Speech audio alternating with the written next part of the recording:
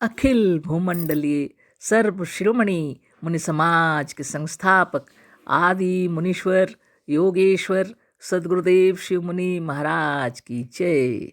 उपस्थित मुनि वृंद, साधु सज्जन वृंद, संत वृंद, साधक वृंद, आध्यात्म ज्ञान के जिज्ञासुओं और प्रेमियों, सभी श्रोता वृंद, आप सबको मेरा कोटिशः नमन, सप्रेम जय जीव। तो आध्यात्मिक चर्चा चल रही है और हम लोग सदगुरुदेव शिव मुनि महाराज रचित ग्रंथ निरोग होने का अद्भुत उपाय पर चर्चा कर रहे हैं। अध्याय 18 पर चर्चा हो रही है। शीर्षक दिए हैं गुरुदेव, संसार में औषधि और चिकित्सकों का प्रचार कैसे हुआ। तो क्रम अनुसार सुंदर से समझाते जा रहे हैं। तो जब पूरी तरह पढ़ेंगे पूरा पाठ तब जाके इसका पता चलेगा ये अध्याय का। तो थोड़ा पढ़ चुके थे कल, फिर पढ़ते हैं आगे। किसी जाति के पशु को लीजिए, किसी जाति के पक्षी को लीजिए और किसी जाति के बंदर को लीजिए, उनमें कोई वैद्य, हकीम, डॉक्टर, औषधालय और हॉस्पिटल नहीं है। धन्य हो गुरुदेव। लेकिन क्या करें, अभी तो पशु अस्पताल सब खुल गए, लेकिन गुरुदेव जिस समय लिखे हैं ये जंगली जानवरों के विषय में, अभी तो लोग जंगल में भी इलाज कर रहे हैं, तो कोई बात नहीं, पर सदगुरु लिखे उसको ध्यान से सुन लीजिए। किसी जाति के पशु को लीजिए, किसी भी जाति का पशु लीजिए, किसी भी जाति के पक्षी को लीजिए, और किसी जाति के बंदर को लीजिए, है ना। मतलब जाति तो पशुओं के अनेक होते हैं ना। कि मतलब कोई गाय, बैल, ऊंट, गधा, घोड़ा, इस तरह की बात हो रही है। पक्षी भी बहुत हैं, जैसे कौआ, कोई मोर, कोई कबूतर, हर एक तरह के, उसमें भी अनेक पक्षियों की जातियां हैं। बंदर भी, लंगूर से लेकर हर एक चीज के बंदर भी हैं, है ना। किसी भी जाति के पशु को लीजिए, किसी भी जाति के पक्षी को लीजिए, किसी जाति के बंदर को लीजिए, गुरुदेव कह रहे हैं उनमें कोई वैद्य, हकीम, डॉक्टर, औषधालय और हॉस्पिटल नहीं है। जंगलों में कहीं आप देखे हैं क्या हॉस्पिटल खुला हुआ है? कि कोई वैद्य, डॉक्टर, औषधालय इस सब में बैठे हुए हैं उन लोग के जाति के बंदर हो या कुछ भी, कुछ नहीं है ना। और जिन प्राणियों में यह नहीं है उनमें रोग भी नहीं, और जिन प्राणियों में हॉस्पिटल नहीं है, वैद्य नहीं है, डॉक्टर नहीं है, औषधालय नहीं है, उनके अंदर बीमारी भी नहीं है ना।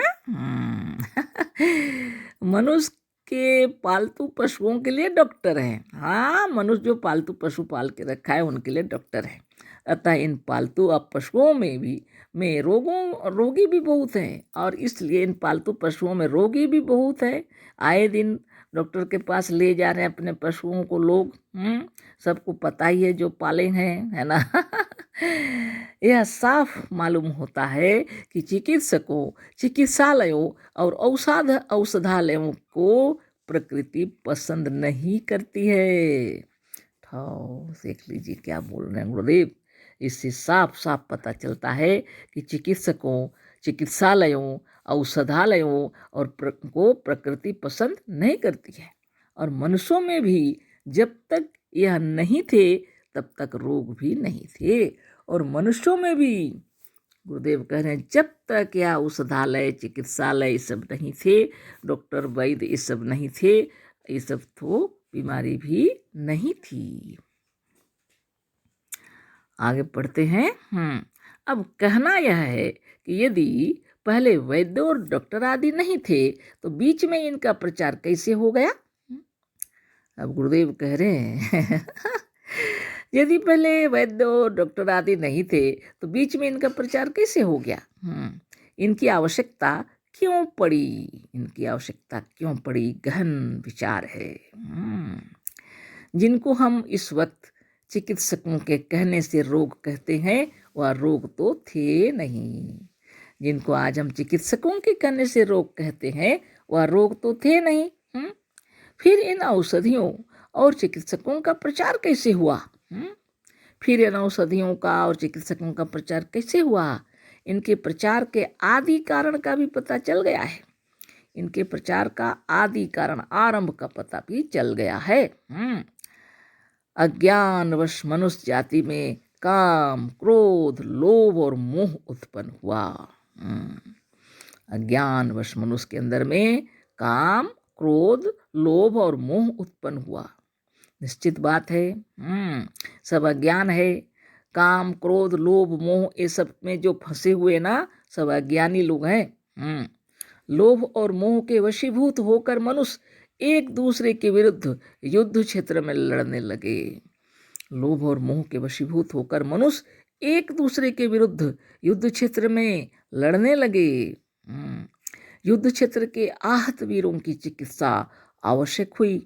अब युद्ध हो रहा तो वीर लोग आहत हो रहे हैं, घायल हो रहे हैं, तो उनकी चिकित्सा तो निश्चित आवश्यक हुई ना। क्योंकि युद्ध क्षेत्र की चोट और घाव प्रकृति और जीवनी शक्ति की सफाई के प्रबंध से नहीं उत्पन्न हुए थे। कितने दुख की बात है।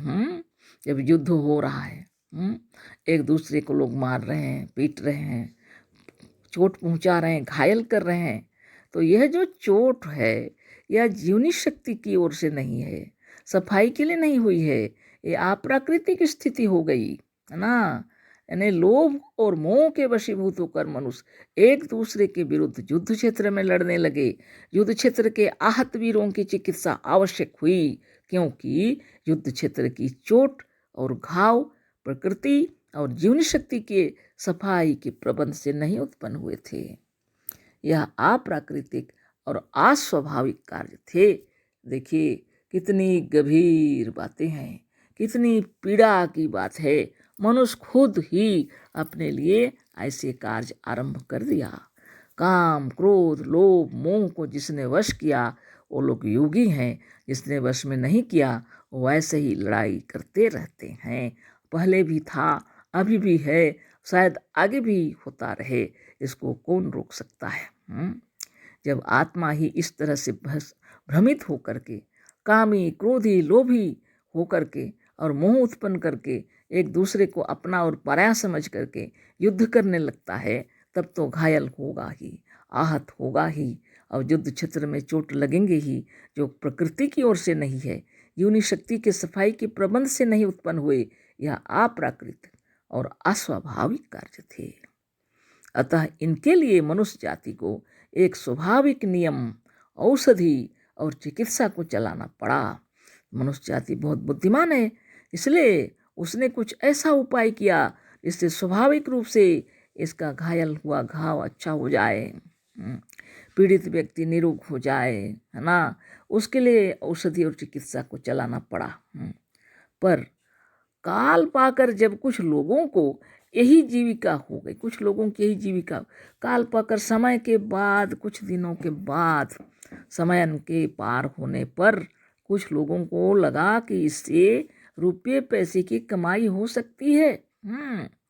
तो लोग क्या करने लगे, इसकी जो कार्यक्रम है उसके पीछे अधिक से अधिक तैयारी चलने लगी।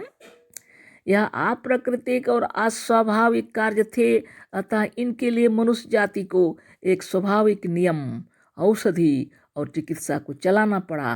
पर काल पाकर जब कुछ लोगों की यही जीविका हो गई, तो यह लोग धीरे धीरे अपना हाथ पांव अधिक बढ़ाने लगे। वैद्य, डॉक्टर, हकीम लोगों को जब पता चला इसे रुपये आते हैं, तो हाथ पांव अधिक बढ़ाने लगे। निश्चित बात है, पर क्या किया जाए। तो ऐसी स्थिति हो गई है ना। और आगे देखिए, चिकित्सक को अधिक धनोपार्जन करते देखकर संसार में चिकित्सक बरसाती मेंढक की तरह बढ़ने लगे। जब देखे लोगों ने कि चिकित्सकों को ज़्यादा पैसा मिलता है, तो अधिक से अधिक लोग चिकित्सक बनने लगे। और बरसाती मेंढक कहते हैं ना, अनायास निकल पड़े बड़े बड़े डॉक्टर ना, हकीम, वैद्य, चिकित्सक तैयार हो गए।